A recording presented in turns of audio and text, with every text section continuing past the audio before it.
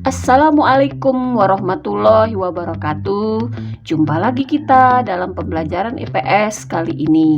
Semoga kalian tetap semangat belajar dan selalu sehat walafiat. Dalam pertemuan kali ini kita akan membahas mengenai dampak interaksi antar ruang dan perubahan ruang di benua Asia dan benua lainnya dengan subnya dampak positif dan negatif perubahan ruang. Tujuan pembelajaran kita kali ini adalah mengidentifikasi faktor penyebab perubahan keruangan, mengidentifikasi dampak perubahan keruangan, mendata contoh-contoh bentuk perubahan keruangan.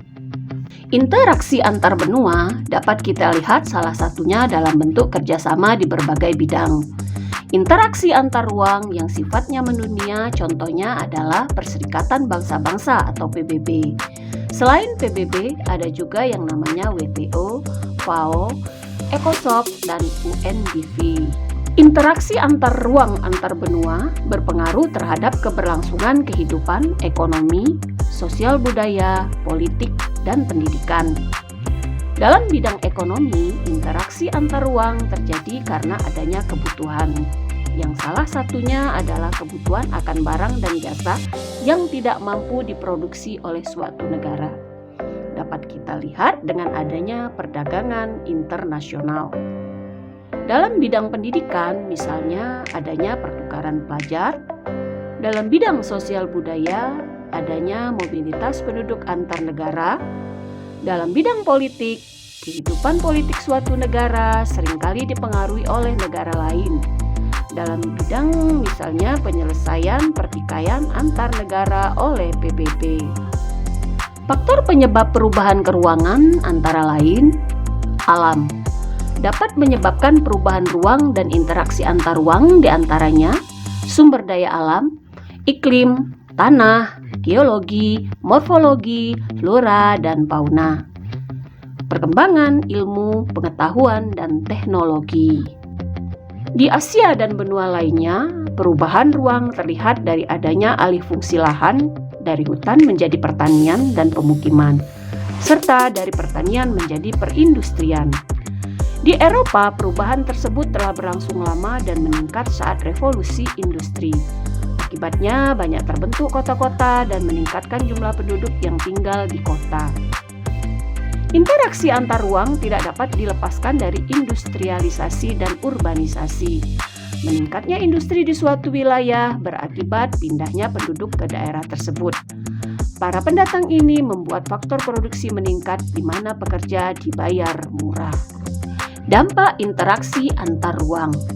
Dampak positif dan negatif interaksi antar ruang dalam bidang ekonomi. Dampak positif. Pasar terbuka untuk produk-produk ekspor.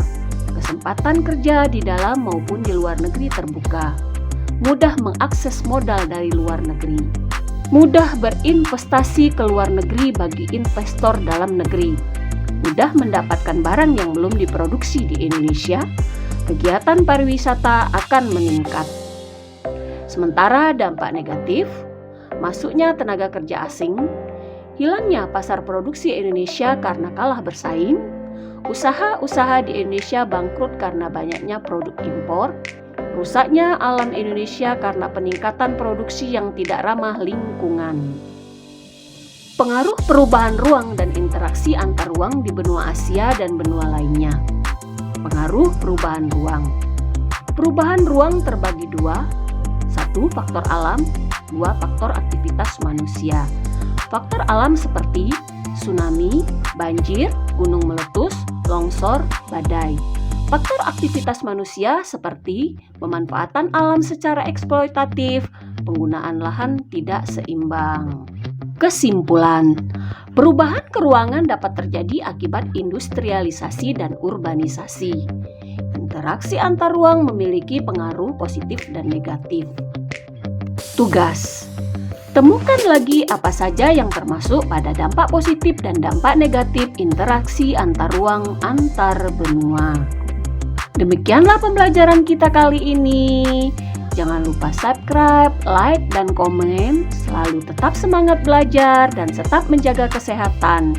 Billahi taufik wal hidayah. Assalamualaikum warahmatullahi wabarakatuh.